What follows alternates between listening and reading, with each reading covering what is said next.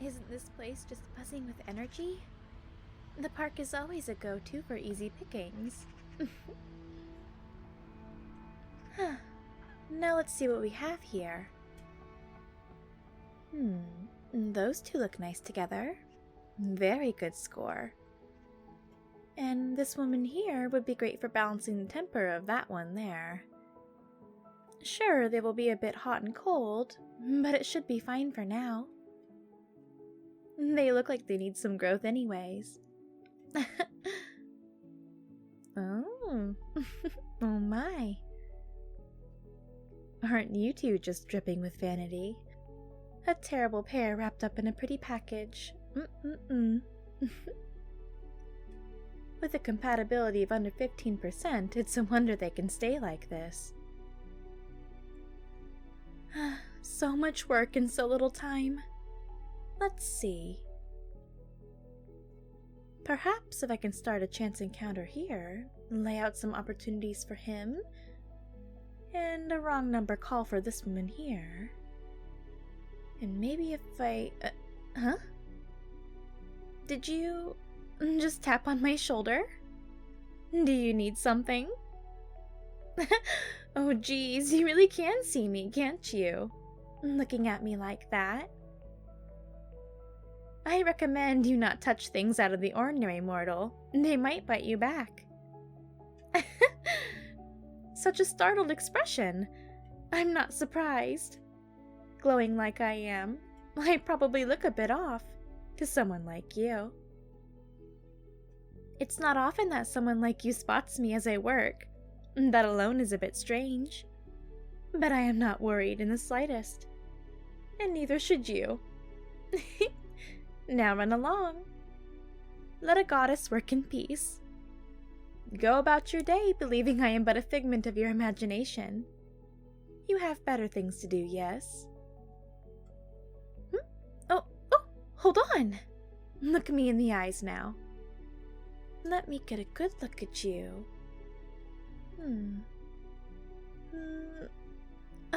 That's odd. Mortal, if you try talking with me on the street like this, people will stare. You don't want people thinking you're some sort of crazy person, no? I don't mind it any. If eyes wander here, ones like yourself seldom notice my presence. No, you look surprised by that.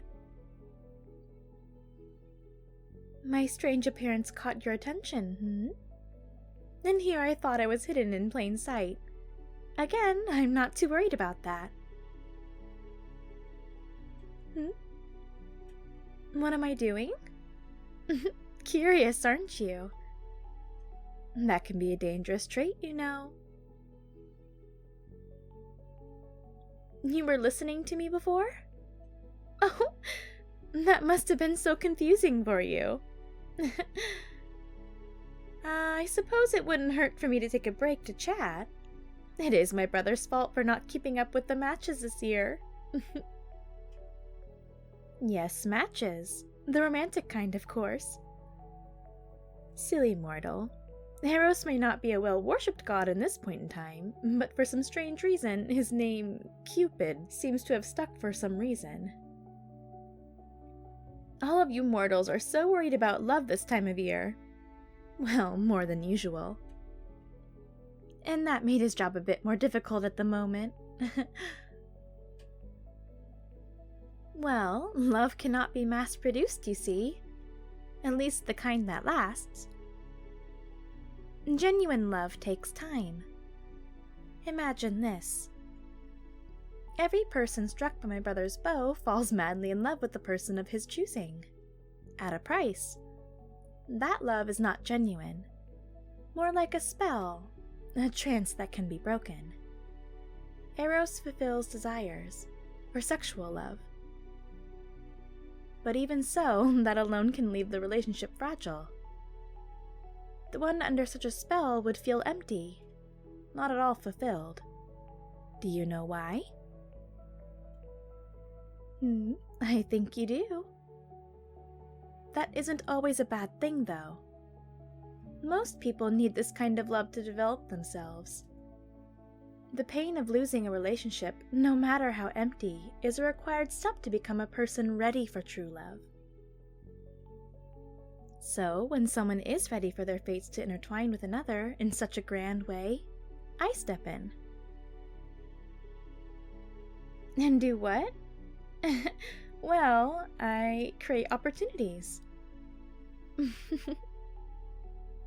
Anticlimactic, I know. Here, the god next to me can strike one with his tool and manufacture love. And I have to work hard. But that is a reflection of the truth about love people desire. The love people crave is hard to obtain. One can pierce the heart passionately, and the other weaves intricate designs of delicate thread. Like you, people seem to think, upon meeting me, that I can just magically create love and romance for them. Create soulmates out of little more than a snap of the fingers and a pitiful demand without back. But the way I work my magic is different than other gods. Well, it's because my work is more intricate by nature. There are so many factors to take into consideration when it comes to people and what they deem as love.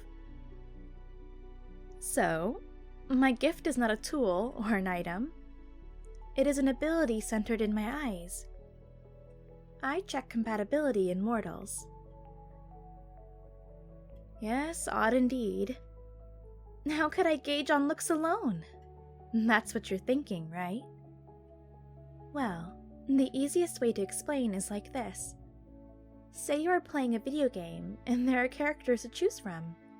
Each of them have different statistics, like health, speed, etc. Each of you mortals have stats of sorts. These eyes are sharp, and they can spot a person's statistics. They lay around a person's aura, and they float about. Confusing to any other gods but myself.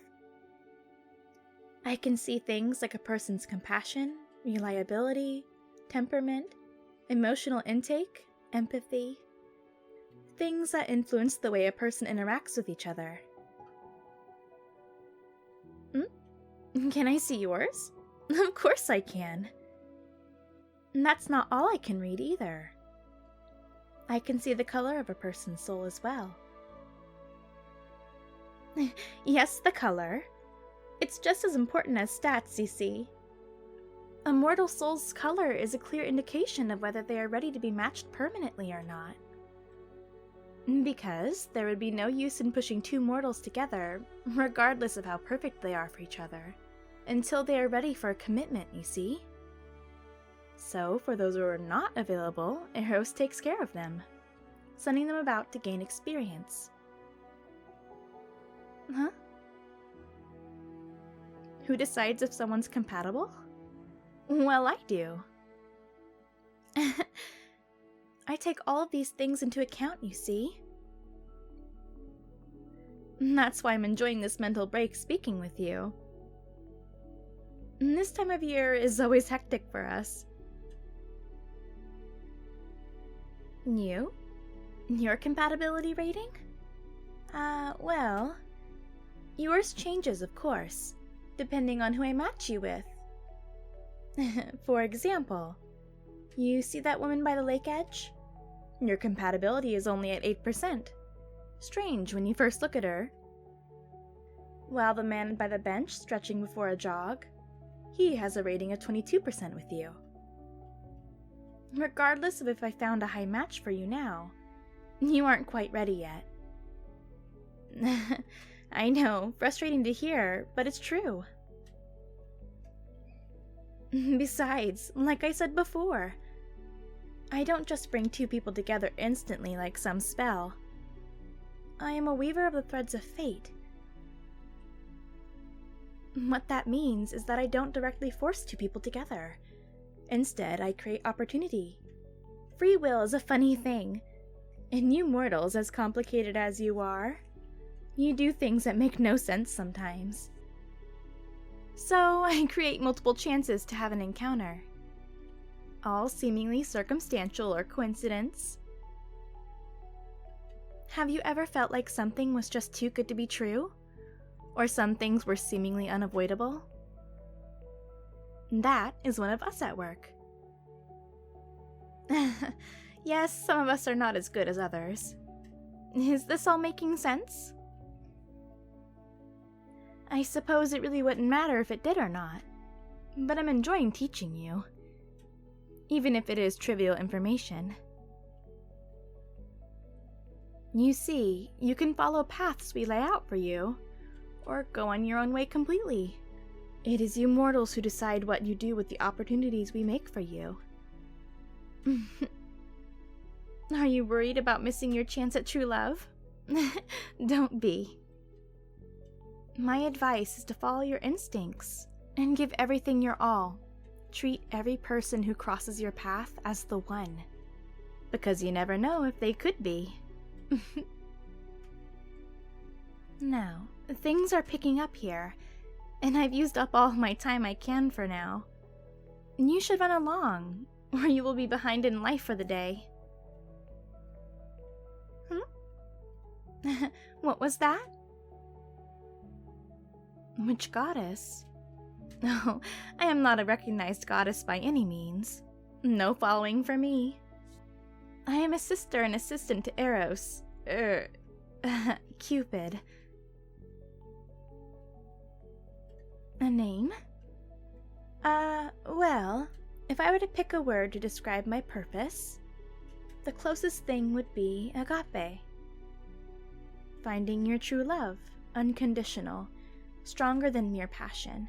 The love I share and my love is pure and clean, selfless in its being, which you, my sweet mortal, will find sooner than you think. I really must go. Thank you for your time, dear. It was quite entertaining. Now close your eyes and spin around once. Very good. Maybe I'll see you around, mortal. Goodbye.